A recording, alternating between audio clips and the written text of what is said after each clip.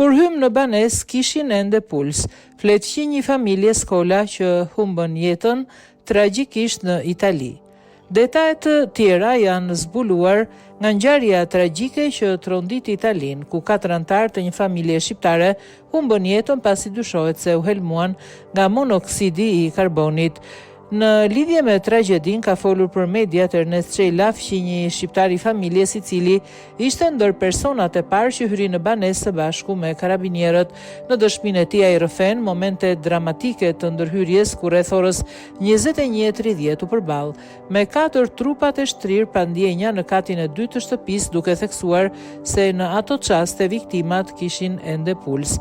Mbrëmje rreth orës 21:30 erdhi patrulla e karabinierëve bashkë me xhaxhajin e djalit që ka ndruar jetë. Menjëherë hym në banesë dhe u ngjitëm në katin e 2, ku pash 4 trupa të shtrirë pa ndjenja në tokë. Në atë moment shkova menjëherë të kontrolloja nëse kishin akoma puls dhe deri në atë moment kishin ende rrahje zemre. Pastaj në një moment xhaxhai i djalit, ai që tani është i shtruar në spital në gjendje të rëndë, humbi ndjenjat më pas. Edhe mua filluan të më merreshin mend. Më pas, bashkë me babain tim dhe 2 karabinierët kuptuam se në ajër kishte diçka, një gaz ose diçka e ngjashme, kështu që dolëm të gjithë menjëherë jashtë nga banesa, pasi dolëm e kuptuam që në ambient kishte monoksid karboni. Zjarfikset erdhën pas pak kohe, nuk di të them nëse pati vonesë apo jo. Në vendngjarje ishte edhe një ambulancë.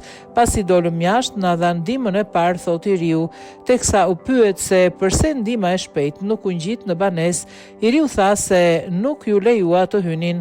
Kur hapën dritaret, doli edhe një tym i bardhë. Por deri në atë momentin që unë isha lart, ata kishin puls, ka treguar ai.